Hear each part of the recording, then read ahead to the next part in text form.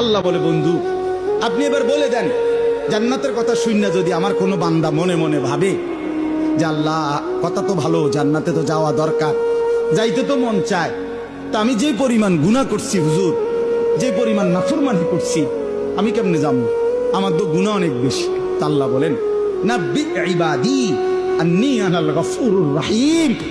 বন্ধু বলে দেন, বান্দা গুনাহ যত বেশি হোক কোনো অসুবিধা নাই, আমি আল্লাহ গফুর রহিম, আমি চূড়ান্ত ক্ষমাশীল, আমি চূড়ান্ত দয়াবান। আসমান পর্যন্ত যদি গুনাহ পৌঁছে যায়, কসম আল্লাহর আমি ওয়াদা দিলাম মাফ করে দেব। শুধু গুনাহ ছেড়ে দাও, আমার কাছে ফিরে আসো, চোখের পানি ফেলে মাফ চাও, আর করবা না, ওয়াদা দাও আমি 90 বছরের গুনাহ একসাথে মাফ করে দেব। মাফ করে দেব। তোমার জন্যই তো বানাইছিলাম জান্নাত বান্দা, আমি রাইখে দিয়ে লাভ কি? আমি তো দিতেই চাই।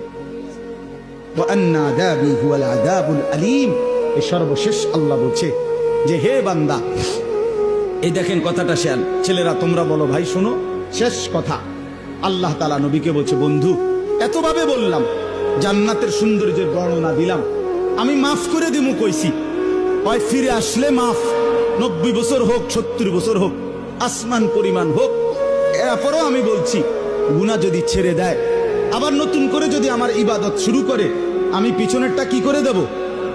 এরপরেও যদি কেউ গাদ্দারি করে, গাদ্দারামি করে, আল্লাহ বলে আমার কথা পাত্তা না দেয়, তো আপনি তারে বলে দিয়েন আন্না আযাবি হুয়াল আযাবুল আলীম। এই নাফরমান মনে রাখিস, আমি আল্লাহর আযাব কিন্তু বড়ই ভয়ানক।